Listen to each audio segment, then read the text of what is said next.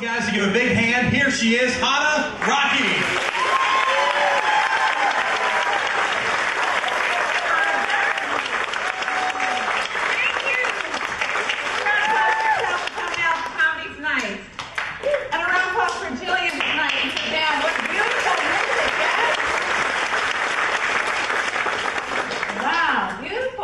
Well, thank you so much for coming out tonight.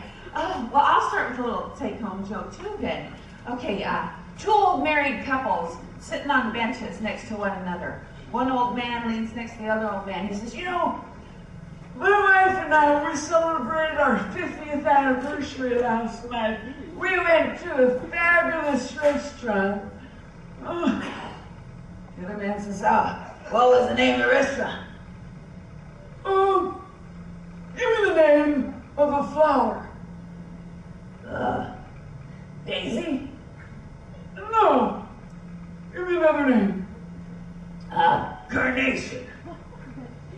No, give me another one. How about Rose? Yeah, Rose. What was the name of the restaurant?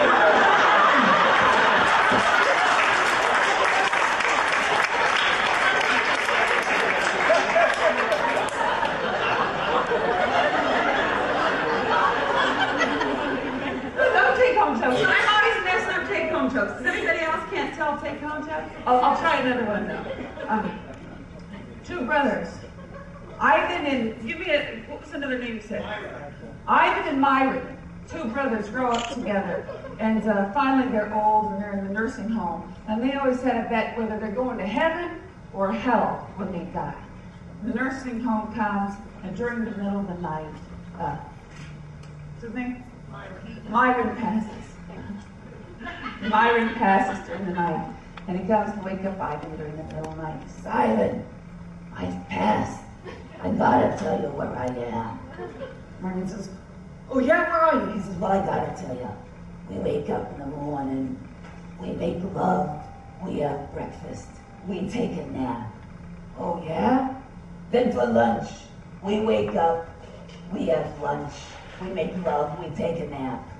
And in the evening, we wake up, we make love, we have dinner, and we take a nap. He goes, oh man, you must be in heaven. He said, no, I'm a rabbit in Montana.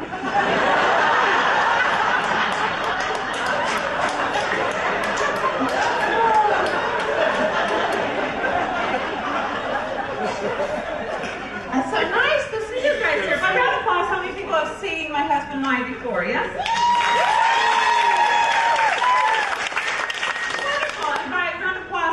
Are new tonight, have never seen me before, yeah? Fabulous. All right, well, I've got some old stuff and I've got some new stuff. So much new stuff I can't remember it and I might mess it up. So if that happens, I'm going to break out and sing Unchained Melody, which none of us want. So you have to laugh at the new stuff whether it works or not.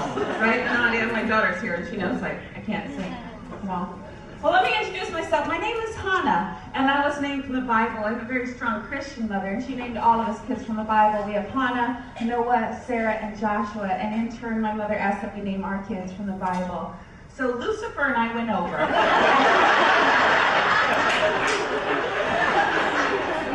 I asked her to babysit for me so I could work out. Believe it or not, I used to be a personal trainer. I used to teach aerobics and bodybuild. I used to lift weights, but I quit because they're heavy. And I hate exercise, and I do. But it seems like no matter what weight we are, isn't it true, ladies? No matter what weight we are, we're never happy. I used to be 140 pounds and think I was fat. Now I'm like 170. I gotta lose 30 pounds just to be fat again. That's not very motivating, is it? Yeah, do you ladies do what I do? I put on this dress, and you gotta suck it in, you know? You look in the mirror, kind of like, oh, hey, yeah, okay, good night, see ya.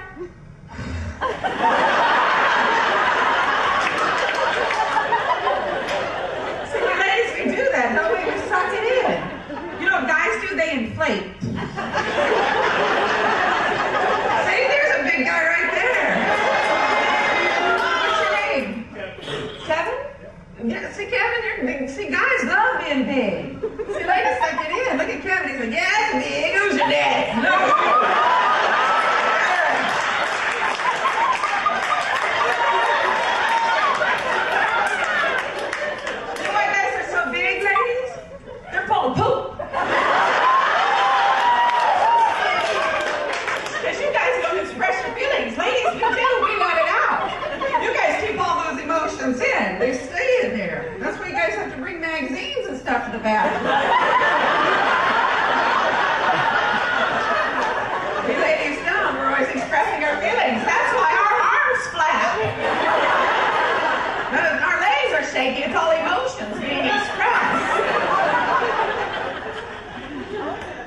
And I used to work out. I got lazy. Something happened along the way. It did. I got lazy. Now somebody holds the door open for me. I don't even like to run for the door. I'm like, oh, thanks.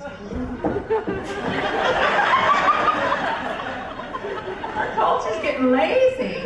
You know, in our culture, we used to work. We used to cultivate the land, get up, walk to school. Now we don't. We got really lazy. We shorten everything. Like names, you know, we go, well, my Bible study teacher, is Betty Jean here? Betty Jean. You know, who has a nickname? Anybody nickname? Shout them out. What? BJ, yeah. She goes by BJ. My girlfriend's name is Barbara Jean. She goes by BJ. Now her husband just calls her Beej. That's lazy. Beej.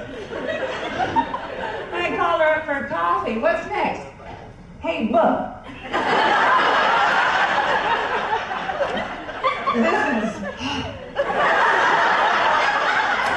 You want to go out for...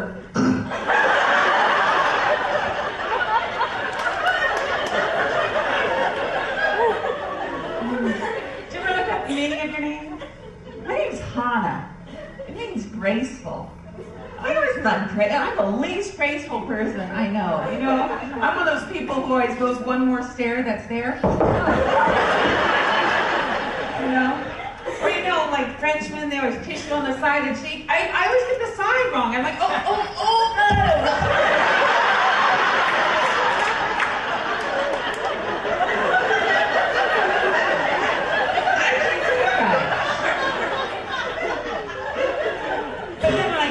God, I realized graceful means God gives me so much grace. No matter how many mistakes I make, no matter what I do wrong, He just fills me with grace. And when I was pregnant before I was married anyway, or anything. I wasn't ready to be a mom. And I didn't know what I was going to name my daughter. And finally, and God said, you're going to name her Anadia. And I found out later, Anadia is Anna of God, Anna Dia. And her name's Anadia, Anna of God. And I thought, what a wonderful name. That's her right there. Anadia.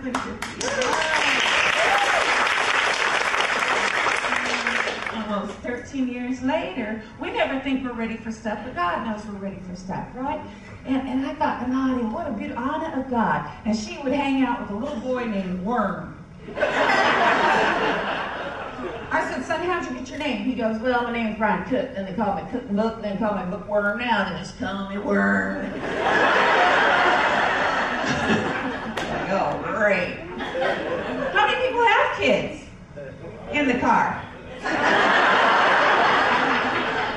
It's okay. I got drinks out there. A round of applause for those children.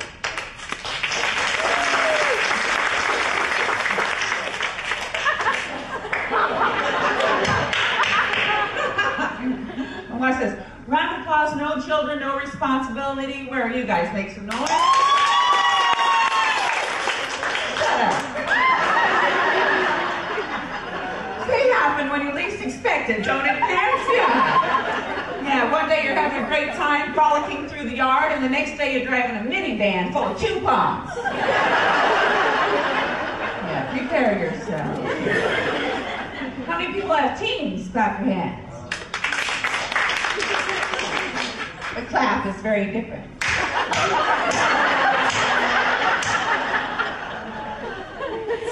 many people have little children at home, like little under 5? How old? 2. Talking in complete sentences? No, I mean you. Oh yeah.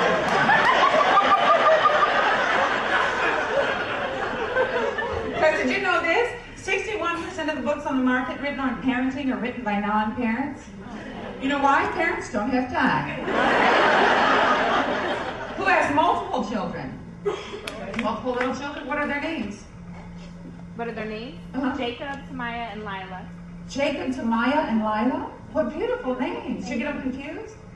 No. No? Don't call my parents said, call Jacob, come down the stairs. Mama, Jacob, Tamaya, Lila, you see, well, I said, will you put down the car? I said that, well. Gosh. You know who I'm talking to. You regress as a parent. How many parents said this, no hitting, do you want a spanking?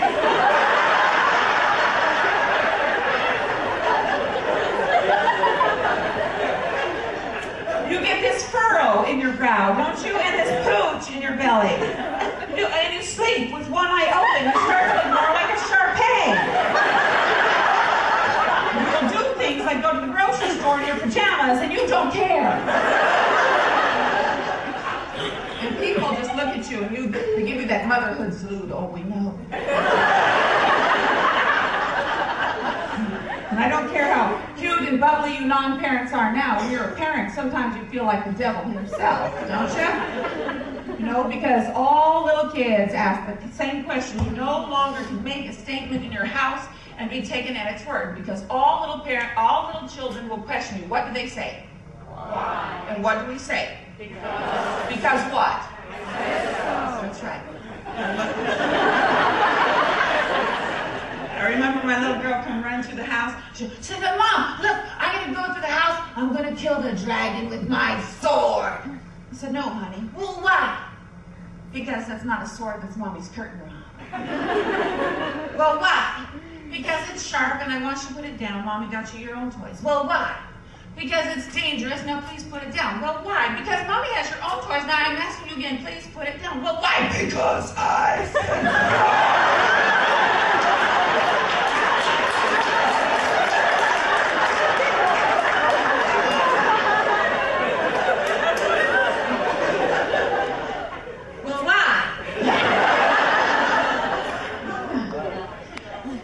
my dad says always pay attention to your children, spend time with them, because before you know it, he said, life goes by in the blink of an eye, and your kids are grown and gone.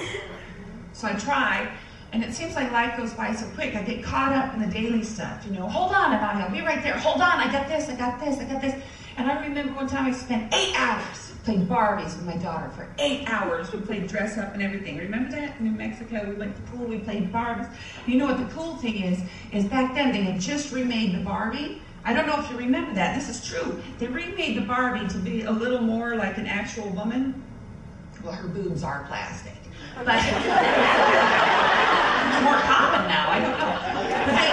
But her tummy is soft now. Her hips are a little bigger and her tummy's softer. And I went to put on her old jeans and they didn't fit. Yes!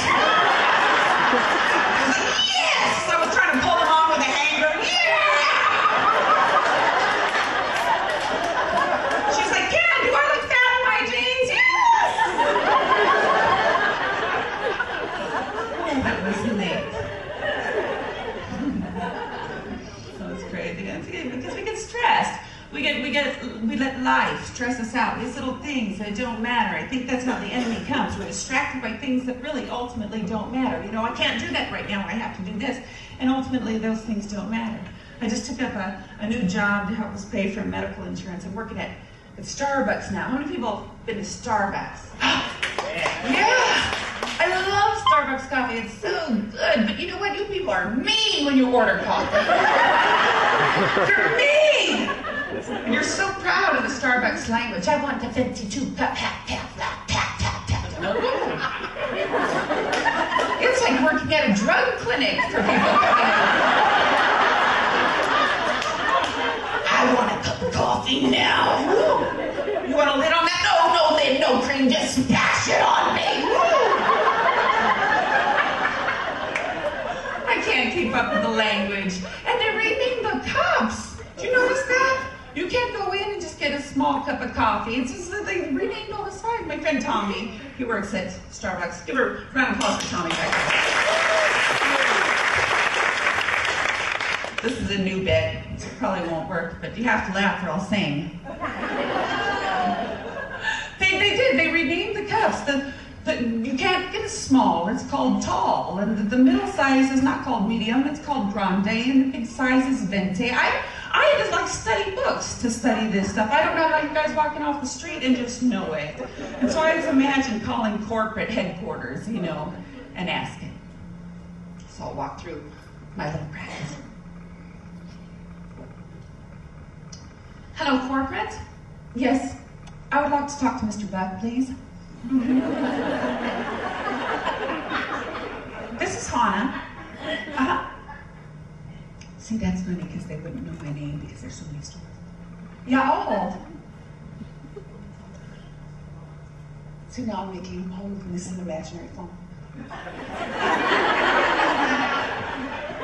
Here he comes now. Hi, Mr. Bach. Yeah, it's Hannah. Yeah, the one in the green apron. Yeah, I hear you have some groundbreaking coffee news. Yeah. So what is it? Are you going to lower prices? No, that's silly. Yeah. Oh, you've renamed the cup sizes. Great. So what is it? Tall, grande, and venti. Well, that's interesting. So the tall is going to be the biggest size. No. No, then the grande is the biggest size. No. The tall is going to be the smallest. Well, that's interesting. Then the grande, which means great big in Spanish, is going to be the biggest size. No, that's the middle size. Well, no. Sure, that makes perfect sense. So venti, that's not a Spanish word. Tall's an English word. Grande is a Spanish word. And venti is a Spanish word? No, it's an Italian word. It must mean large, no? It means window.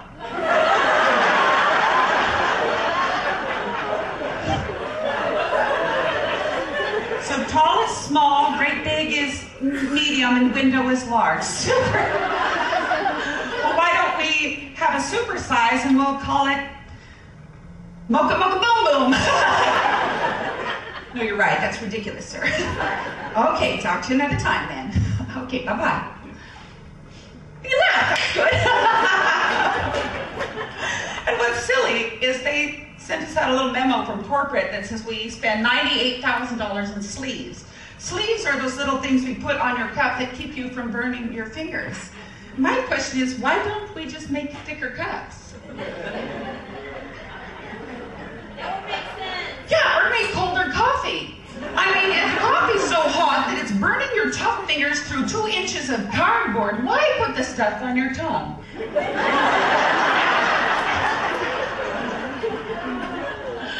But then again, I'm a little nuts. It's true. I have what they call bipolar depression. I don't know if you guys have heard of that. Bipolar woo! See, there's one right there. See, you gotta get one of those t-shirts Pastor Roger was talking about earlier. Yeah, bipolar depression. You're happy, you're sad, you're happy, you're sad. You never know when it's coming. It's like having the happy life with confetti. Oh, look at the glitter! Oh, we're gonna party! Oh, how pretty! Oh, they have to vacuum. Did you know this? 1 in every 4 people suffer from mental illness. 1 in 4. Take a look around your table. Yeah. If everybody else is okay, it's probably time for your medication. And don't you other guys point. The other 3 of you make us that way. 1 in 4. Yeah. I actually have to take medication for it. One time I had to be put in the hospital for medication because it takes 3 weeks to kick in. 3 weeks for medication to kick in. Can you believe it? And I was waiting for this to kick in so I'd stop having mood swings. I was getting bored. I'm in the hospital. 3 weeks. It's dark in the room. Bored. I pulled the sheet over my head. I'm spinning around going, ooh. Ooh. The nurse comes in, she says, oh, Hannah, no, we are not a ghost. I said, we're a lighthouse.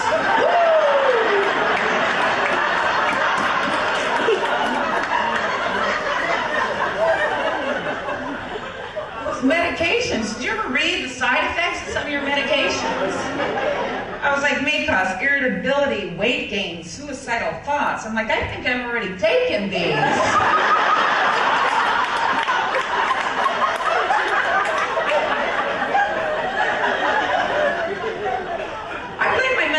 On my family. My family's kinds of nuts, you know?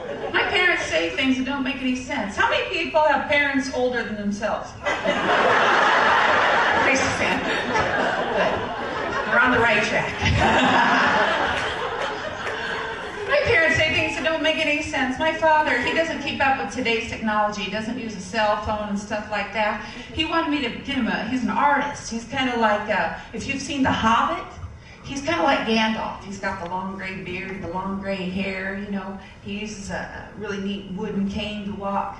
And he saw a frame here that he really liked and wanted me to send it back to Colorado. I said, Dad, that's great. I said, just fax me the receipt for it. And he goes, honey, what's a fax? I said, Dad, you don't know what a fax machine is? He said, no. I said, well, it's kind of like a Xerox, but the copy will come to me. He said, you're kidding, just like Star Trek, huh? I said, yeah. So I explained to him how to go down to Kinko's and use it. And he went down to Kinko's and did, and the copy got to me. And I thought, oh, that's really cool. My dad's learning how to use it. And it came again, and again, 13 copies. I called the Kinko's, described my dad. They went up to him, got him to the phone. I said, Dad, what are you doing? He goes, well, I'm trying to fax you this receipt, and the son of a gun just keeps coming back to me.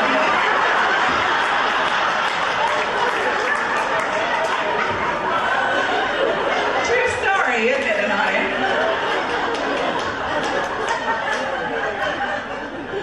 My mother was always saying crazy stuff. My mother used to misquote the Bible.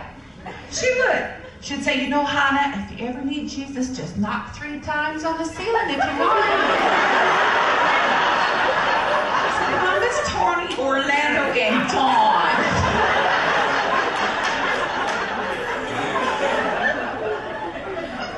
And you know, at Christmas, most parents could threaten Santa Claus. You know, honey, if you want those chores done, you know, if you want Santa Claus to come, you better get those chores done. My mom didn't. She threatened the rapture. They got chores done. Oh, Jesus is going to be here any minute. Be responsible for sending this entire family to hell. They got stuff done. Oh, man. Silly thing happened on the way here. I passed by a construction worker. That's silly. That's always crazy. You know how that is. Passed by that guy, and it was like, yo, baby, ooh, you looking good. You so fine. You want to go out? He said no.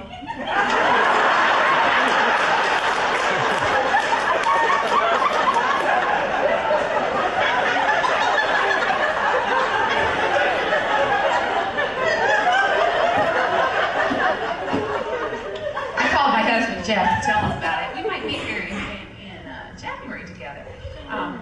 Called my husband to tell him about it. He works on the cruise ship. He works for Norwegian Cruise Lines. He's always saying ridiculous stuff. He's in Hawaii right now. He went scuba diving, got stung by a stingray. Does anybody in the room know what you're supposed to do if you get stung by a stingray?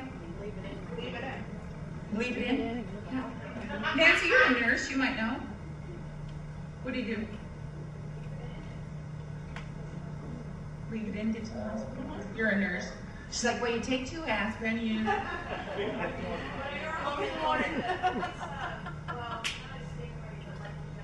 A jellyfish? You can urinate on it. Yes. Yes. You pee on it because there's something about the uric acid in urine. This is true. You guys should know this because you're by the ocean. There's something in your urine. There's a uric acid and it counteracts the bite. It can take away the sting until you can get help. And Jeff got stung by a stingray. I said, Jeff, you gotta pee on it. He said, honey, I did. It just stung me again.